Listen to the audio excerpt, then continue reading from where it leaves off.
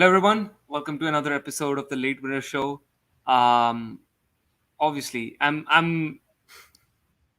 just disappointed again. Like I did this 2 weeks ago. I was just super disappointed with the thrashing that Liverpool handed us, and here we are again. We had some respite last weekend when we beat Tottenham, but I guess like if Conte would have been there a week ago, we would have still been lost. I think we still would have lost. Uh, we're here to talk about Manchester United, um, and obviously, I guess it was as Gary Neville pointed out, is a calm annihilation, Yeah. and I agree with him. I basically saw nothing in United in on the weekend, and basically there's like I read a stat where they had only like four touches in the opposition box, which is probably the lowest when Opta actually started releasing these stats. So that's a new low for Manchester United. To talk about all this, I have Chris Williams.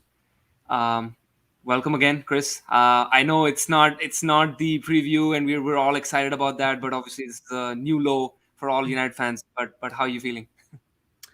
Yeah, I think you summed it up well. I'm not upset. I am just disappointed. Yeah, I think lately going into matches against these big teams, the stereotypical big four teams in the Premier League, or just any big team in Europe, I kind of go into the match thinking that United's already going to lose, which is sad because it's never really been that way before. Growing up, we lived in the days of Sir Alex Ferguson. You went into all those games and you were the heavy favorite. You were playing Real Madrid, you were still the favorite to win. You're playing Barcelona in the Champions League final, you were still the favorite to win. And now we play our crosstown rivals who only recently started becoming successful. And at home, at Old Trafford, with 76,000 fans, we're attacking the Stretford end in the second half, and we still can't do anything. We can't get any momentum. We can barely even get into the attacking third. So I went in with the mindset that we were going to lose. I was just interested to see what Ollie was going to right. do, being that it was like the end of those 3 games that the board supposedly gave him to save his career. And, it was the same old, same old. We started with a back five and then had to change. So it's just, it is what it is. Yeah, You yeah. know, it You just know, it just it just is what it is. It's another day of Manchester United, and it doesn't really change. I know. Before we do get into a detailed discussion on all this, please make sure that you like, share, and subscribe to the Late Winner Show. Links are in the description below of Chris's podcast as well. And I think you write for Bloggranogram and I guess what was it? Sorry, Busby Babe, I guess. Yeah, the Busby Um, Babe. the Busby Babe, yeah. So links are all in the description below. Please make sure that you follow Chris as well, and their podcast as well, which is the Golden Boot if Yep, I'm not wrong. Yeah. yep. Much appreciated. So, but but yeah, let's come back. Let's come back to Manchester United. Yes.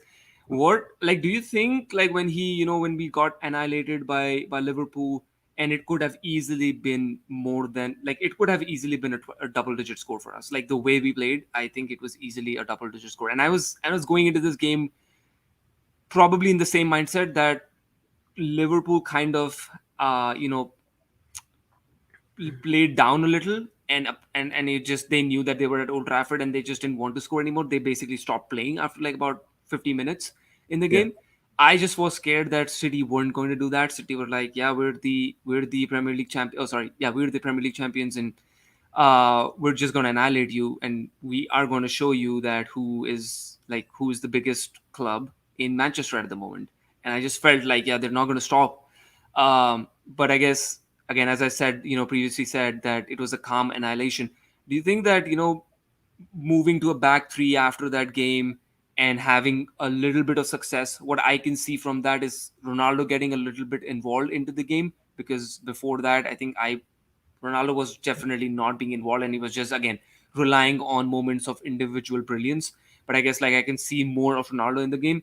But do you think that was is this the right approach to go forward with? Like, and I'm not going to talk about Ollie at the moment. Like we're going to talk about him in a little while. But just talking about the formation and the way he's playing, the players that he's choosing for the playing 11, do you think it's the right choice? No, I do not, because we talk about Manchester United's depth, and we have a lot of depth in the attack. We have a lot of depth in the midfield. Where we do not have a lot of depth is in defense, right? I mean, we have Varane, but Varane's out. So then that leaves you with Maguire and Lindelof as your two main center backs. And then it goes to 𝗕𝗃𝗧𝗏 and company. And 𝗕𝗃𝗧𝗏 puts in a good shift every now and then. But as we saw this game, I mean, he underperformed. It wasn't his best performance.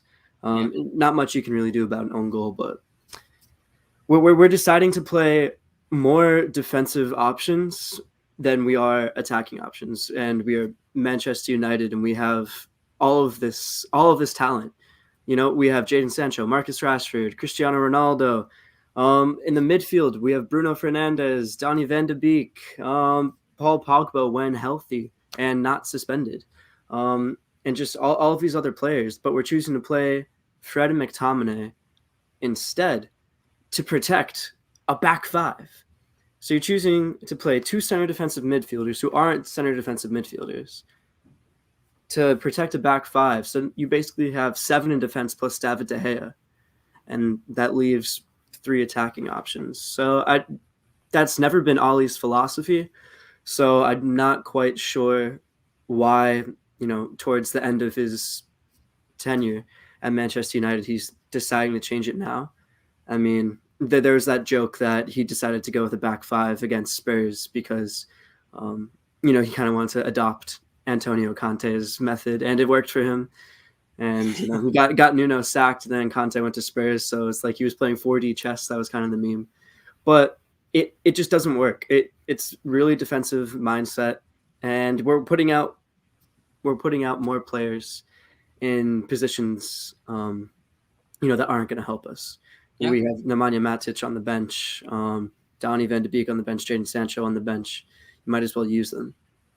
Yeah, and I think we've mentioned that before as well on like after the Liverpool game as well, that there's just over reliance again on Bruno to perform in every game, and whenever we get like a good team who is good defensively, who can cut short Bruno, we see the difference that there's basically no creativity on the field, and as you correctly mentioned that Fred McTominay are not the best passers. We cannot count on them in any of the games again. Yeah. And I'm all okay with like people saying about why, like, if we're Manchester United and we need to play this a certain way, and the club under Alex Ferguson. I mean, I'm not even going to go back. Like, yeah, games changing almost every other day, managers changing, managers' style of playing is changing every day, and I don't mind like playing with the back 5. I don't mind that as long as it's good football. Mm-hmm. You play with the back 5, and right now we can say it's a 8-man defensive team, right? You're still not able to defend. So yeah. Then what's the point of all this? Like, it's basically, I think we again would have easily lost by 5 to 6 goals if it wasn't for David De Gea. Like, he made some again world-class saves.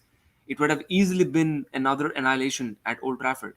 And the problem with me is that you go to Anfield, you go to the Etihad, and you lose 3-0, 4-0. I can still be okay with it, because I mean I can be okay with that. I'm not okay with it, but I can be okay with it just because it's an away game.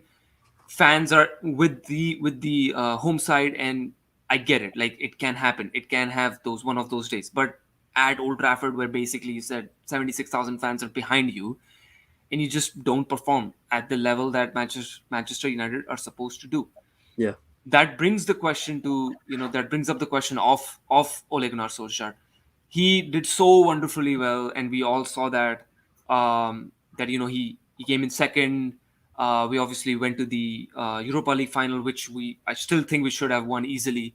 I think we lost in the FA Cup quarterfinals against Leicester City. We lost against semi-final in Carabao Cup against Manchester City again. But I saw like some progression in the team. And I felt like, yeah, when these players have come in, Sancho, Varane, Ronaldo, these players are going to make Manchester United better. It doesn't make them better. I don't see any of them making an impact. Varane's basically been out injured for the last couple of months. He's barely played any games. Ronaldo is the only. I mean, you can't take Ronaldo anyway out of football, and he'll in the. I guess like even if he plays for Norwich City again, he'll score probably 3 goals every other game. So, but Sancho is basically invisible. I don't see him in games. When he plays, I don't see him, and otherwise he's anyway sitting on the bench. With this new formation, we don't see him on the in the playing 11. He comes up on the in the as a substitute. I Do you think that Oli is the man to go? And like, because we're still seeing that the Glazers are still backing Ole Gunnar Solskjaer, and the reason that we see is that because there's no plan B. So do you at least think that are you still sticking with Oli, or you think that what he did brought stability, brought where the club should be, and now it's just up to a manager who can do the tactics, who can involve these players that we have, the talents that we have, and then take the club to that next level? Yeah, you just said it perfectly right there. The last time I was on the show, I said that if I was in charge of Manchester United after the defeat to Villarreal in the Europa League final, I would have sacked Ole Gunnar Solskjaer. Ah, That's when I was always of the mindset that if we didn't win the Europa League, that it was a disappointing season. And realistically, we should have been in the Champions League. We lost some pretty abysmal games. So we should have been in the Champions League. So settling for a Europa League trophy should, I mean, that's not up to Man United standards, but it would have been better than nothing. And what we saw out of Ali that game was the inability to make correct substitutions. Just the lack of tactics. Um, he just kind of sat back and didn't know what to do. He's really indecisive. So after that game, I was fully of the mindset that he had to leave, and we should have looked for a replacement. And then, like you said, in the summer we get all of these great players, and it's called the last dance for a reason, because we bring Ronaldo back, and we get Sancho, we get Raphael Varane, and we're solidifying our team and bringing strength into positions that really needed it, like in center back, for example, and supposedly we needed a right winger. yeah. So we brought all of those in. So I was willing to give him a chance. And, after that Newcastle game, everyone was like, okay, Man United's the team to beat. And then we just fall off the map. And it just goes to show that he is not the man for the job. And that's not to say or to put any, not to dampen what he's done to the club. He's rebuilt the squad. After Mourinho left, morale was at an all-time low. He came in, the players believed in him. We had some great times, some great wins. And he built us back up and brought us back up into where United should be, but he's not the man to fit the job. So I think he's not all that he's good, but he just can't finish it. And it's been evidently clear within the past couple months that there needs to be a change, and who that change is, I don't know. The reason. But why is there a sudden drop in this? I mentioned that before. Like, we finished as runners up in the Europa League. We finished second in the Premier League. Why is there a sudden drop in this? Like, don't you think, like, after bringing a couple of quality players, I think the squad should go even further, like at least competing? We never said, I think I've never said this on the podcast, even in the previews, that United are going to win the title even after Yeah. Ronaldo. I said now it's just more evident that we will be very, very close to competing for the title. I'm still not saying that we are going to win the title, but why is there a sudden drop in this? Why do I you don't think that? know. I don't know. I mean, Harry Maguire, after after the derby this weekend, said that the players just lack belief, and he said that in an interview. And then Ollie was questioned, and asked like, why do the players lack belief? And he's like, they said that. So I just think that, you know, after a bad string of performances, they finally start. Ollie finally starts to lose the dressing room. You know, he starts to lose all of that support from the players who have seen it for a long time. You know, the Donny van de Beeks of the world, the 𝗟𝗃𝗍𝗂𝗓 of the world. There's a reported leak that 𝗟𝗃𝗍𝗂𝗓 approached Ollie after the loss to Leicester and said, why are you playing players who are hurt Yes. and aren't playing well instead of giving us fringe players a chance? So I think he's just really lost the locker room, and that they want to play for him, but you know, the tactics that he's sending the team out with, the formation, and the players that he's choosing to play, it just doesn't help his situation at all. I think, yeah, I think you're right. It's just horrible to see. Every other game that we go into, and you correctly mentioned, I go in with the same mentality that we're going to lose. I just did not have any hope against Spurs. I was just hoping that we just did not have another annihilation, and that Yeah. was it. Like, I was okay losing it, and that's not how United fans should be, or No. Manchester No. United should be. Like, we should never go into a game saying that we're going to be losing this game. Yeah. And that's the scare. Like, the performance against Liverpool has just made every United fan like really really scared. Like, anything can happen, and the tough run of fixtures still keep on continuing. I feel Mm-hmm. like if Ronaldo hadn't scored that equalizer against Atalanta, I'm pretty sure I could come here and say that we were out of Champions League. Oh, We were we not 100.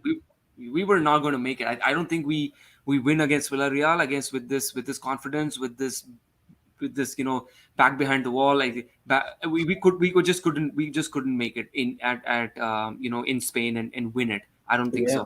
so. We still have Villarreal. We still have, I think we have another game at Watford, and We then had against Chelsea.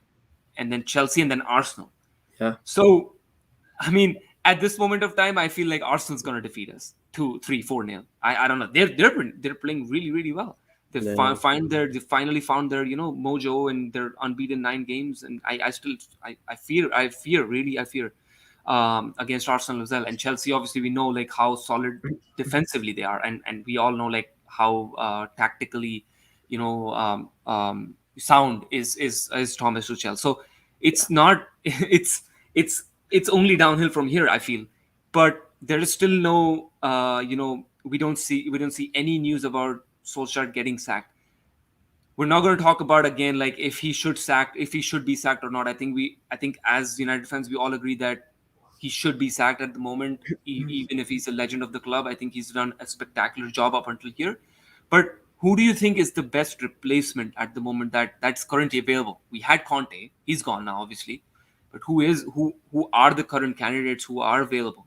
Because most of them that are being reported are in a job, and Yeah. I don't think they are going to leave to come for Manchester United. And I guess everyone knows at the moment that how messed up this club is at the moment, like, which is basically run by the Glazers. Yeah.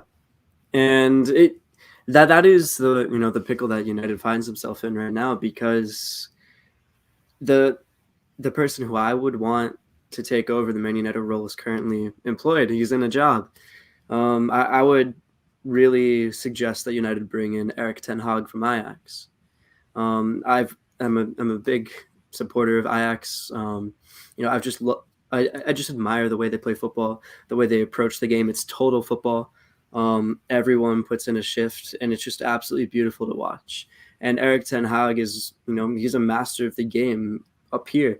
Tactically, he gets the players to do exactly what they do, what he wants them to do, and they execute the game plan perfectly. And I mean, they thrashed Dortmund 4-0, and then What a then game that was, man! Yeah, yeah, that and then was. they came back against Dortmund this week as well. So I mean, and we've seen it before, when Donny van de Beek was on the team, and Frankie De Jong and Matthias de Ligt, and 𝗕𝗲𝗓𝗏. They beat all of the big teams in Europe to get to the Champions League semifinal. And it wasn't just like a fluke. They didn't just get there by chance. They got there because of the tactics and just the way that they approached the game. So it would just be so exciting if we got to bring in Erik ten Hag, but we would probably have to wait until the summer. And, you know, if we wait till the summer, then we're most likely out of Champions League in the current run of form that we're in. Who knows if we make the top four? So with the current people available, I mean, the only one I can really think of is Zinedine Zidane, right? But there have been multiple reports that he's not interested in the Manchester United job because he wants to work for the French national team. He wants to eventually be the French national team manager. So Yes. we're really at a loss right now. And I don't want it to be that Solskjaer gets sacked and then we appoint 𝗕𝗃𝗧𝗘𝗥 as an interim manager because, I mean, I don't know how many people know this, but Ole isn't the one that actually does like the coaching in the team. It's 𝗕𝗃𝗧𝗘𝗥 and Mike Yes. Phelan and Kieran McKenna. So if we get rid of Ole, we're really not but we appoint one of them as the interim manager, you're not changing anything at all. So you have to clear house and bring someone else in, but who that is, I don't know. I know Fabrizio Romano was reporting about someone today. I forget his name. His first name is Ralph. I do not know his last name. Oh, Hasenhüttl? No, not Hasenhüttl. I forget his name. Supposedly he works in like the Russian league. He's like a director of football there. And Okay. yeah, they were reporting about him. And supposedly his name is Ralph Rangnick. And yeah, supposedly he works for one of the Russian league teams. So yeah, I've heard a bunch of channels speaking of him as well as a possible solution. I've just never heard of him, so I can't really speak about him. But that's just something that's come up in the last 24 hours. Okay. Yeah. Definitely to something to look forward to. I think I'm definitely closely following United news and seeing like if there is any kind of update to see if if United on and the board are actually planning to sack. But at the moment, as we record this, I don't think we have any news on Solskjaer getting actually sacked. He still remains the number one target. The number one pick for the United seat, United boss seat. And that's just a disappointment because I just don't see any progression. Uh, there were talks about like how Oli is going to take take this set of players to that next level. I just don't see that happening at any moment in the entire season. So Yeah, that's a shame, actually. But yeah, I think that's all we had for today. I guess as you can probably see with our faces, I think we're pretty low. I don't think I've ever been this low in a podcast, but that's the I think Ollie said after the Liverpool game that this is the darkest time that he's had in his career. I feel like yeah, this is the darkest time that I've had since watching United for the past 14 years. It's just a terrible moment to be in because yeah, as you know, we keep saying I don't want to repeat this, but it's like every game we go into is just I anticipate a loss, and there's nothing more, and that's scary. For United and their supporters. But yeah, let's see what happens. I really hope the Glazers do find some solution in this international break, or Ollie just gets back some of his senses and maybe turns things around after the international break. I really just hope so. I I, I don't think that that's going to happen in a couple of weeks, but yeah, I just for some reason I just believe still that United can still come back and make it back, like make the football back entertaining. So yeah, but I would like to thank Chris again for joining back and talking about Manchester United. um and yeah, please make sure that you like, share, and subscribe to the Late Winner Show. Make sure that you follow us on Instagram and Twitter. We have the links in the description below. Also follow Chris's Twitter page and their podcast, The Golden Boot. Links are again in the description below. Please go make sure and subscribe. Great content on there, not just United, but all kinds of football content being produced by him. So that being said, see you, Chris. Definitely sooner rather than later. Yes, sir. Hopefully we have some good news to share on the podcast as well. But till then, good night.